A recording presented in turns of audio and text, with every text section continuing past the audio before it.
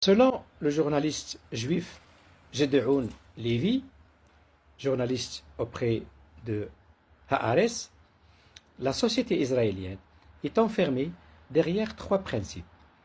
Le premier principe, c'est la supériorité de la race juive sur les autres races.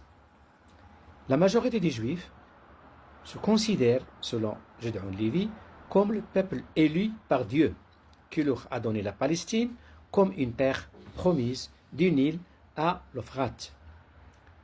Cette croyance de suprématie leur permet de faire ce qu'ils veulent sans aucun respect ni du droit international ni des droits humanitaires. Deuxième principe, c'est la victimisation. La victimisation est une propagande, une technique de manipulation mensongère pour faire croire aux gens qu'ils ont des victimes et pour avoir le soutien des gouvernements étrangers et de la sympathie publique internationale. Troisième principe sur lequel se fonde la société israélienne, c'est la déshumanisation des Palestiniens.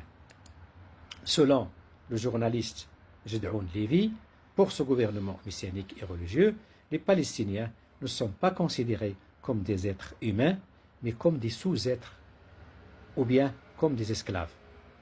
Par conséquent, cette mentalité a donné naissance à un gouvernement non pas politique, mais religieux et messianique, puisqu'il se fonde sur la Torah. Il veut réaliser trois objectifs. La réalisation du Grand Israël. Deuxième objectif, c'est la construction du troisième temple sur Al-Aqsa al-Sharif. Et troisième objectif, l'arrivée du Messie. Pour démontrer le vrai visage de ce gouvernement religieux et messianique, écoutons trois déclarations choquantes. La première déclaration est celle de Netanyahou qui dit ceci. Je cite ce que dit Netanyahou. Nous réalisons la prophétie d'Israël. Il n'y aurait plus d'être à nos frontières et les portes seront de gloire. Ensemble, nous battrons. Ensemble, nous gagnerons. Souvenez-vous de ce que Amalek nous a fait. Nous en souvenons et nous combattons. Je finis la citation.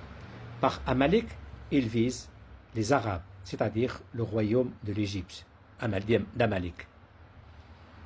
Il continue lui encore, Netanyahou, la Torah nous dit, je cite ce que dit Netanyahou, allez frapper Amalek et ceux qui leur appartiennent sans aucune pitié, n'épargnez ni hommes, ni femmes, ni enfants, ni nourrissons. Je finis la citation. La deuxième déclaration choquante de ce gouvernement est celle de Mai Golan, ministre de la Solidarité. Il déclare ceci. Personnellement, je suis fier de voir Gaza en ruine et que chaque bébé, même dans 80 ans, racontera à ses petits-enfants ce qu'ont fait les Juifs qui ont assassiné leurs familles, les ont punis et les ont kidnappés. Je finis la citation. Troisième déclaration très choquante est celle du top de l'extrémisme, Ben Gvir, ministre des Finances. Il déclare ceci. Maintenant que les otages sont libérés, nous devons retourner en guerre et ouvrir les portes de l'enfer à Gaza. Je continue ce qu'il dit.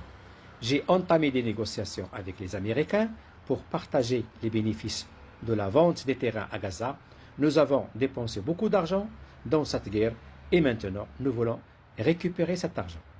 Nous avons terminé la phase de la démolition des maisons des Palestiniens et maintenant nous commençons la phase de la vente des terrains à Gaza.